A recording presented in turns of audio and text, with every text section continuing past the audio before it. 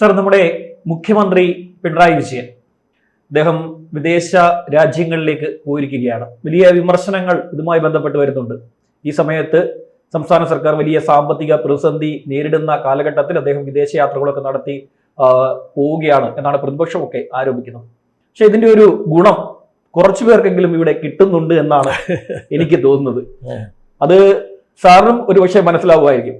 ഇദ്ദേഹത്തിന്റെ VIP passing Thiruvananthapuram നഗരത്തിൽ ഇദ്ദേഹം കടന്നു പോകുമ്പോൾ 10-15 മിനിറ്റാണ് വാഹനങ്ങളെ തടഞ്ഞിടുന്നത്. ഇദ്ദേഹം ഇവിടെ ഇല്ലാത്തത് കൊണ്ട് ഇപ്പോൾ കാര്യങ്ങൾ വളരെ സുഗമമായി നടക്കുന്നുണ്ട്. എല്ലാവർക്കും കൃത്യസമയത്തൊക്കെ ഓഫീസിൽ എത്താൻ സാധിക്കുന്നുണ്ട്. ഞാനും ഈ റോഡിൽ കൂടെ സഞ്ചരിക്കുന്ന ഒരാളാണ്, അതുകൊണ്ടാണ് ഞാൻ ഈ പറഞ്ഞത്. 15 മിനിറ്റ് കൂടുതലൊക്കെയാണ് ഈ VIP പാസിങ്ങിന് വേണ്ടി ഈ സിഗ്നലുകൾ അണച്ചിടുകയും വണ്ടികൾ തടഞ്ഞിടുകയും ചെയ്യുന്നത്. ഇതൊക്കെ ശരിയാണ്? ഒട്ടും ശരിയല്ല എന്ന് മാത്രമല്ല, മുഖ്യമന്ത്രി ഇപ്പോൾ പോയിരിക്കുകയാണല്ലോ ദുബായിലും ഇന്തോനേഷ്യയിലും ഒക്കെ. അവിടെ ദുബായിലൊക്കെ പോയി കാണണം. കണ്ടാൽ അവിടെയെങ്കിലും ഈ വണ്ടികൾ പിടിച്ചിടുന്ന പ്രശ്നമില്ല, ഓവർ സ്പീഡില്ല, ട്രാഫിക്ക് നിൽക്കുന്നില്ല, വലിയ സിഗ്നൽ ലൈറ്റുകളൊന്നുമില്ല. അപ്പോൾ അദ്ദേഹം അതുകൂടെ പഠിച്ചിട്ട് ഇവിടെ വന്നിരുന്നെങ്കിൽ കേരളത്തിന് കുറേ സ്വസ്ഥത കിട്ടുമായിരുന്നു.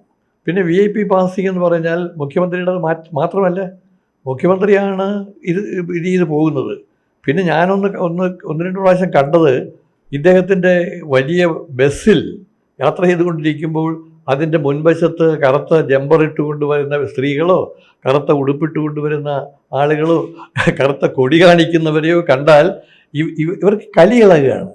എന്നിട്ട് എല്ലാ വണ്ടികളും പിടിച്ചിടും, നാട്ടുകാരെ നടക്കാൻ സമ്മതിക്കത്തില്ല. എത്ര പേരാണെന്നറിയാമോ ഈ അവസ്ഥ അനുഭവിച്ചത്? പിന്നെ ഇതിന് ഒരു മറ്റനുബന്ധങ്ങളുണ്ട്. മുഖ്യമന്ത്രി മാത്രമല്ല, മുഖ്യമന്ത്രി ചെയ്യുന്നതോടൊപ്പം തന്നെ ഗവർണർ സഞ്ചരിക്കുമ്പോഴും ഇത് ഉണ്ടാവും, ചീഫ് ജസ്റ്റിസ് സഞ്ചരിക്കുമ്പോഴും ഇത് തന്നെ ഉണ്ടാവും, മറ്റ് മന്ത്രിമാർ സഞ്ചരിക്കുമ്പോഴും ഇത് തന്നെ ഉണ്ടാവും. പിന്നെ ശാമിനൊരു കാര്യം അറിയാമോ? കരുണാകരൻ സഞ്ചരിച്ചുകൊണ്ടിരുന്നപ്പോൾ കരുണാകരനാണ് സ്പീഡിൻ്റെ ഒരാള്. അപ്പം കരുണാകരൻ്റെ സ്പീഡിനെ ഒന്ന് ഉത്തേജിപ്പിക്കാൻ വേണ്ടി അദ്ദേഹത്തിൻ്റെ ശത്രുക്കൾ ഈ പൈലറ്റ് വാഹനത്തിൽ പോകും. പൈലറ്റ് വാഹനത്തിൽ പോയിട്ട് റോഡിൻ്റെ വശത്തുകൂടി പോകുന്നവരെയും വരുന്നവരെയും ഒക്കെ തെറി പറയും. മാറ്റടാ കണ്ടില്ലടാ എന്ന് പറഞ്ഞിട്ട് തെറി പറയും. അപ്പൊ ഇദ്ദേഹത്തിനോടുള്ള ശത്രുത അങ്ങ് വർദ്ധിക്കും. പിന്നെ എന്ത്, അദ്ദേഹം ഇങ്ങനെ വണ്ടി ഓടിച്ചുകൊണ്ടിരിക്കുമ്പോൾ വണ്ടിയുടെ സ്പീഡൊന്ന് കുറഞ്ഞു എന്നിരിക്കട്ടെ, കുറഞ്ഞാൽ ഇങ്ങനെ കാണിക്കും. അതായത് കാളയെ ഓടിക്കുന്ന പോലെയാണ് എന്ന മട്ടിൽ. അപ്പോൾ അത് സ്പീഡിൻ്റെ ഒരാള് സത്യത്തിൽ മുഖ്യമന്ത്രിമാരിൽ കരുണാകരനായിരുന്നു. എന്നാലും ഈ തരത്തിലുള്ള ആ കാലഘട്ടത്തിൽ ഈ തരത്തിലുള്ള ഈ VIP സവാരികൾക്ക് ഇങ്ങനെ റോഡ് തുറന്നു കൊടുക്കത്തില്ല. പിന്നെ ഇപ്പോൾ കഴിഞ്ഞ 6 മാസക്കാലമായി കേരളത്തിലെ സർവ്വ റോഡുകളും താറുമാറായി കിടക്കുകയാണ്. ഇവർ വന്ന് ഈ VIPകൾക്ക് വേണ്ടി ഇത് ചെയ്തു കൊടുക്കുമ്പോൾ സൈഡിലിരിക്കുമ്പോൾ ചെരിഞ്ഞു പോവുകയോ മറ്റു വണ്ടികളെ വന്ന് ഇടിക്കുകയോ ഒക്കെ ചെയ്യുന്ന ഒരുപാട് സംഭവങ്ങൾ ഉണ്ടായിട്ടുണ്ട്. റോഡ് നന്നാക്കിയിട്ടില്ല. അതുപോലെ തന്നെ ഇവരുടെ വാഹനങ്ങൾക്ക് കടന്നു പോകാനുള്ള ഒരു പൊതു സവാരി നടത്താൻ വേണ്ടിയുള്ള ഏറ്റവും വലിയ സഹായം ചെയ്തു കൊടുക്കുകയും കൂടി ചെയ്യുന്നുണ്ട്. അത് നാട്ടുകാർക്ക്, മറ്റ് സൈക്കിളിൽ പോകുന്നവർക്ക്, സ്കൂട്ടറിൽ പോകുന്നവർക്ക്, ഓട്ടോറിക്ഷക്കാർക്ക്, ചെറിയ കാറുകാർക്ക്, സാധാരണക്കാർക്ക് മുഴുവൻ പൈത്യമുണ്ടാക്കുന്ന ഒരു തരത്തിലുള്ള ഈ ചൂട് സമയത്ത് കഴിഞ്ഞ കുറച്ച് ദിവസങ്ങൾക്ക് മുമ്പ് ഉച്ച സമയത്ത് അത് കൊടും ചൂടടിച്ചുകൊണ്ടിരിക്കുകയാണ്. ഈ സമയത്ത് ഇദ്ദേഹത്തിന്റെ പാസിങ്ങിന് വേണ്ടി 10 മിനിറ്റിലധികമാണ് ആ രക്തസാക്ഷി മണ്ഡപത്തിന്റെ മുന്നിൽ ആ സിഗ്നൽ ഓഫ് ചെയ്ത് വാഹനങ്ങളെ തടഞ്ഞിട്ടത്. ചെറിയ കുഞ്ഞുങ്ങളുമായിട്ടൊക്കെ ഇരുചക്ര വാഹനത്തിൽ ഇരിക്കുന്നവർ ഇങ്ങനെ നോക്കിക്കൊണ്ടിരിക്കുകയാണ്. ഞാൻ അന്നേരം ആലോചിച്ചു, ഇത് എന്തൊരു കഷ്ടമാണെന്ന് ആലോചിച്ചു. പൊതുജനം പ്രതികരിക്കാൻ തയ്യാറാവാത്ത എല്ലാവർക്കും ഭയമാണ്, പ്രത്യേകിച്ച് പിണറായിയാണ് പോകുന്നത്. അല്ല, ഇവിടെ വലിയ പ്രശ്നം ഭയത്തിന്റെ പേരിലാണ്, അല്ലെങ്കിൽ ഭയപ്പെടുത്തിക്കൊണ്ടാണ് ഈ ഭരണം നടത്തുന്നത്. ഇപ്പോൾ വണ്ടിയിൽ സഞ്ചരിക്കുന്നത് പോലും ഭയപ്പെടുത്തിക്കൊണ്ടാണ്. അപ്പോൾ ഇതിനെതിരെ ഒന്ന് പ്രതികരിക്കാൻ തയ്യാറായാൽ നന്നാകുമായിരുന്നു. പക്ഷെ ആർക്കും പ്രതികരിക്കാൻ പറ്റത്തില്ല. പ്രതികരിച്ചാൽ അവരുടെയൊക്കെ അഡ്രസ്സ് കാണത്തില്ല. പിന്നൊന്ന്, ഈ VIP വേണ്ടിയുള്ളതല്ലല്ലോ ഈ റോഡ്. ഈ റോഡ് നാട്ടുകാർക്ക് സഞ്ചരിക്കാൻ വേണ്ടിയുള്ളതാണ്. പിന്നെ ഇവരുടെ സഞ്ചാരത്തിനപ്പുറത്ത് മറ്റ് ചില ഘടകങ്ങൾ കൂടിയുണ്ട്. ഇപ്പോൾ ഹോണടിച്ചുകൊണ്ട് പാഞ്ഞു വരുന്ന ആംബുലൻസിൽ രോഗികൾ ഉണ്ടെങ്കിലും ഇല്ലെങ്കിലും കള്ളത്തരത്തിലും ഹോണടിച്ചുകൊണ്ട് പാഞ്ഞു വന്ന് പോകുന്നുണ്ട്. ഇഷ്ടംപോലെ ഉണ്ട്. നമ്മൾ ഇൻസ്റ്റാഗ്രാം തുറന്നു കഴിഞ്ഞാൽ ഇൻസ്റ്റാഗ്രാമിൽ റീൽ പോലെ ഇത് ചെയ്തിട്ടിരിക്കുകയാണ്. അത് ഒരു ആംബുലൻസ് ഡ്രൈവർ ഓടിക്കുന്നു, ആംബുലൻസ് സൈറൻ ഇട്ടിരിക്കുകയാണ്, അത് വലിയ സൗണ്ടിൽ ഈ ഫ്രണ്ടിൽ പോകുന്ന വാഹനങ്ങളെല്ലാം ഇത് ഒതുക്കി കൊടുക്കുകയാണ്. ഇത് റീൽ എടുക്കുകയാണ് ഇവര്. ഇൻസ്റ്റാഗ്രാമിൽ റീൽ എടുക്കുന്നതിന് വേണ്ടി ഇത് ഷൂട്ട് ചെയ്യുകയാണ്. പിന്നെ ഈ ചരലുമായി പോകുന്ന ലോറികളുണ്ട്, തറപ്പാള ഇടാതെ പോകുമ്പോൾ അതിൽ നിന്ന് തെറിച്ചു വീഴുന്ന ചരലുകളുണ്ടല്ലോ, അത് പുറകെ വരുന്ന സ്കൂട്ടറുകാരന്റെ കണ്ണിലോ മറ്റോ പതിച്ചാൽ ആ കണ്ണ് പോയിരിക്കും, കാഴ്ച പോവും. അപ്പോൾ ഈ ആ വണ്ടികൾ നിയന്ത്രിക്കേണ്ടതുണ്ട്. അതും ചീറിപ്പാഞ്ഞാണ് പോകുന്നത്. ആംബുലൻസ് നിയന്ത്രിക്കേണ്ടതുണ്ട്. അതുപോലെ തന്നെ ഈ ചില കിറുക്കന്മാരായ ചെറുപ്പക്കാരുടെ സവാരികളുണ്ടല്ലോ, ചീറി പാഞ്ഞു പോകുന്ന ഇത്. പിന്നെ ഡ്രൈവിംഗ് നമ്മൾ നേരത്തെ ചെയ്തതാണ്. യദുവിൻ്റെ കാര്യത്തിൽ പോലും ഈ ഡ്രൈവിങ്ങിൽ കാണിക്കുന്ന കുസൃതികൾ, അത്ഭുതങ്ങൾ കാണേണ്ടതാണ്. സാഹസികമായ ഡ്രൈവിംഗ്, ചിലത് രണ്ട് വീലുള്ള മോട്ടോർ ബൈക്കിൻ്റെ ഒരു വീല് പൊക്കി നിർത്തിക്കൊണ്ട് ഓടിക്കുന്ന സമ്പ്രദായങ്ങളുണ്ട്. അപ്പോൾ സവാരികൾ മുഖ്യമന്ത്രിയുടേത് മാത്രമല്ല, അതിനനുബന്ധമായി ഒട്ടനവധി അനുബന്ധ കാര്യങ്ങൾ നടക്കുകയാണ്. CM-ന്റെ കാര്യത്തിൽ CM ഔദ്യോഗിക വസതിയിൽ നിന്ന് ഇറങ്ങിക്കഴിഞ്ഞാൽ ഇറങ്ങുന്നതിന് മുമ്പ് തന്നെ മ്യൂസിയം ഭാഗങ്ങളിൽ കംപ്ലീറ്റ് ബ്ലോക്ക് ചെയ്യും. അദ്ദേഹം രാവിലെ സെക്രട്ടറിയിലേക്ക് വരാൻ പോവാണ്. അതെ, ഇനി സെക്രട്ടേറിയറ്റ് വരെയുള്ള കംപ്ലീറ്റ് സ്ഥലങ്ങളിലും ഇത് ബ്ലോക്ക് ചെയ്ത് കഴിഞ്ഞു. അതെ, ഇത് വീട്ടിൽ നിന്ന് ഇറങ്ങുന്നതായിരിക്കും അദ്ദേഹം. അതെ അതെ ഇനി സെക്രട്ടേറിയറ്റിനോട് വരെ വാഹനങ്ങളെ തടഞ്ഞിട്ടു പോലീസ്. പേടിയാണ് പോലീസിന്, പേടിയാണ്, ഭയമാണ്. ഇപ്പം ലോ ആൻഡ് ഓർഡറിൽ ഇരിക്കുന്നവൻ ഇത് ചെയ്തില്ല എന്നുണ്ടെങ്കിൽ അടുത്ത സ്പോട്ടിൽ അവനെ കൊണ്ട് ട്രാഫിക്കിലിടും, അല്ലെ സ്ഥലം മാറ്റിക്കളയും. ഇവിടെ ഇരിക്കുന്ന ആൾ, ഇന്ന് സെക്രട്ടേറിയറ്റിന്റെ ഫ്രണ്ടിൽ ജോലിക്ക് ഇരിക്കുന്ന ആള് ഈ വാഹനങ്ങളെ തടഞ്ഞില്ല എന്നുണ്ടെങ്കിൽ അയാൾ നാളെ കാസർഗോഡായിരിക്കും ജോലി ചെയ്യുക. അതെ അതെ, പ്രൈവറ്റ് ബസ്സുകളുടെ മത്സരമുണ്ട്.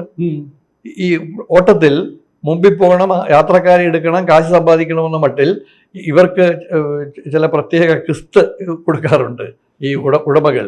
അപ്പോൾ അതുകൊണ്ട് കൂടുതൽ യാത്രക്കാരെ കയറ്റി കാശുണ്ടാക്കണമെന്ന അർത്ഥത്തിൽ ഇവരുടെ ഒരു മത്സരം നടക്കുന്നു. ആ മത്സരമൊക്കെ ഒരു റോഡിൻ്റെ വീതി, റോഡിൻ്റെ അപകടാവസ്ഥ, റോഡിൽ രണ്ട് വശവും കുഴിച്ചിട്ടിരിക്കുന്ന സമ്പ്രദായം. ഇപ്പോൾ ഒന്ന് വഴുതക്കാടേക്ക് ഒന്ന് ഹിഷാം വന്ന് നോക്കിയാൽ കാണാം, അവിടെ മുഴുവൻ കുഴിച്ച് തകർത്തിട്ടിരിക്കുകയാണ്. ഇപ്പം ഞാൻ ഇവിടെ നിന്ന് ഇങ്ങോട്ട് വന്നപ്പോൾ ആ വഴുതക്കാട് വഴി വരാൻ പറ്റത്തില്ല. എന്തിനെ ടാഗോർ തിയേറ്ററിന്റെ ഫ്രണ്ടിൽ പോലും വെട്ടിക്കുഴിച്ച് കാണയിടാൻ വേണ്ടി ശ്രമിച്ചുകൊണ്ടിരിക്കുകയാണ്. അല്ല, ഇവര് ഒരു റോഡ് പണിഞ്ഞു സാർ. കുറച്ച് ദിവസങ്ങൾക്ക് മുമ്പ് ഒരു റോഡ് പണിഞ്ഞു, വലിയ ഉദ്ഘാടനം മാമാങ്കം അവിടെ നടത്തിയത്. നമ്മുടെ സെക്രട്ടേറിയറ്റിന്റെ ഫ്രണ്ടിൽ സ്റ്റാച്യുവിന്റെ അവിടെ നിന്ന് ജനറൽ ആശുപത്രിയിൽ അവിടെ വരെ പോകുന്ന ആ റോഡ്, ആ റോഡ് ഇപ്പോൾ സാറൊന്ന് പോയി കാണണം. ഈ ഉദ്ഘാടനം ചെയ്ത റോഡാണ്. ഇത് എന്ത് ചെയ്തിട്ടാണ് ഈ ഉദ്ഘാടനം എന്ന് മനസ്സിലാവും. ആ റോഡൊന്ന് കണ്ടു കഴിഞ്ഞാൽ അവിടെ റോഡ് ഏറെയും കുറച്ചും കിടക്കുകയാണ്. നമ്മൾ ഒരു വാഹനത്തിൽ ഇരിക്കുന്ന ആൾ ഇങ്ങനെയൊക്കെ ചരിഞ്ഞു പോകും. അതിൽ ഇത് നിരപ്പിലല്ല ചെയ്തിട്ടില്ല, ആ കാട്ടിക്കൂട്ടി വെച്ചിരിക്കുകയാണ്. എന്നിട്ട് ഒരു വലിയൊരു ഫ്ലക്സ് ബോർഡ് അവിടെ നേരത്തെ തന്നെ മന്ത്രി റിയാസിന്റെ ഒരു ഫ്ലക്സ് ബോർഡ് അവിടെ കൊണ്ടുവച്ചു. പിന്നെ തെരഞ്ഞെടുപ്പിന്റെ പെരുമാറ്റച്ചട്ടം നിലനിൽക്കുന്നു എന്നൊക്കെ പറഞ്ഞത് പിന്നീട് എടുത്തു മാറ്റിച്ചു. പിന്നീട് അഭിവാദ്യങ്ങളൊക്കെ അർപ്പിച്ചുകൊണ്ട് അവിടെ ഇത് ചെയ്തു. പിന്നെ CITU-കാർ അഭിവാദ്യം അർപ്പിച്ചുകൊണ്ട് അവരുടെ വെച്ചു, CPM വെച്ചു, DYFI വെച്ചു, SFI വെച്ചു. അവകാശവാദങ്ങളാണ്. അവകാശം സാർ ആ റോഡിൽ കൂടെ പോകണം. അതെ അതെ, ആ റോഡിൽ കൂടെ സാർ ഒന്ന് പോയി നോക്കണം. ഇപ്പൊ റിയാസ് കൂടി മുഖ്യമന്ത്രിയോടൊപ്പം പോയിരിക്കുന്നത് കൊണ്ട് ദുബായിലെ ഒരു ട്രാഫിക് സംവിധാനത്തെ കുറിച്ചുകൂടി പഠിച്ചിട്ട് വരുമായിരിക്കാം. അത് ഇപ്പൊ ദുബായിയൊക്കെ അത് മാറ്റം ഉണ്ടായി എന്നറിയാമോ? ഈ ഞാൻ കഴിഞ്ഞൊരു നാളിൽ ദുബായിൽ പോയി. ദുബായിലെ കടൽ നികത്തി അവിടെ കരയുണ്ടാക്കി, അവിടെ 10-40 നിലയുള്ള രമ്യകർമ്മ്യങ്ങൾ ഉണ്ടാക്കുന്നു എന്ന് മാത്രമല്ല, അത്ഭുതകരമായ പഠനങ്ങൾ നടത്തുന്ന കേന്ദ്രങ്ങളുമാക്കി മാറ്റിയിട്ടുണ്ട്. ഈ നമ്മുടെ ഈന്തപ്പനയുടെ ഓലയുടെ മാതൃകയിൽ, പിരിഞ്ഞു നിൽക്കുന്ന ഓലയുടെ മാതൃകയിലാണ് അവിടെ ഈ സാധനങ്ങൾ ഉണ്ടാക്കിയിരിക്കുന്നത്. അതൊക്കെ ഭാവനയിൽ മാത്രമേ വിരിഞ്ഞു വരത്തുള്ളൂ. ഇത് റിയാസ് അതൊക്കെ ഒന്ന് പോയി കണ്ടിട്ട് വന്നാൽ ഇവിടെ അത് പരിഹരിക്കാൻ പറ്റും. പിന്നെ മുഖ്യമന്ത്രിക്ക് പറയാം, പല മുഖ്യമന്ത്രിമാരും സൈക്കിളിൽ പോകുന്നവരുണ്ട്, പല മുഖ്യമന്ത്രിമാരും ഇറങ്ങി നടന്നു പോകുന്നവരുണ്ട്. ഈ കഴിഞ്ഞ ദിവസം ഇതിൽ കാണുകയുണ്ടായി, ഏതൊരാൾ ഈ നോമിനേഷൻ കൊടുക്കാൻ പോകുന്ന സമയത്ത് ചെന്നപ്പോൾ ഒരുപാട് ആളുകളുമായി പോകുന്നതിൽ വഴി തടഞ്ഞപ്പോൾ അയാൾ ഏതാണ്ട് 500 മീറ്റർ ഓടിയാണ് ചെന്നത്. കാരണം സമയം കഴിഞ്ഞു പോകരുതല്ലോ എന്ന് കരുതി ഓടി കളക്ടറേറ്റിൽ ചെന്നിട്ട് നോമിനേഷൻ കൊടുക്കുകയായിരുന്നു. അപ്പോൾ അങ്ങനെ ഉള്ള ആളുകളും ഈ രാജ്യത്തുണ്ട്. നേതാക്കന്മാർ നാടിന് വേണ്ടിയുള്ളവരാണ്, നാട്ടുകാരെ സേവിക്കാനുള്ളവരാണ്, നാട്ടുകാരെ സഹായിക്കാനുള്ളവരാണ്. ഈ നമ്മുടെ മുഖ്യമന്ത്രിയെ പോലെയുള്ളവർ എങ്ങനെ നാട്ടുകാരെ ദുരിതപ്പെടുത്താം എന്നാലോചിക്കുന്നു. പിന്നെ വേറൊരു കാര്യം, ഇവർ ചെയ്യുന്നതിനെക്കുറിച്ച് ആലോചിക്കുമ്പോൾ ഒരു ആത്മപരിശോധന നടത്തട്ടെ.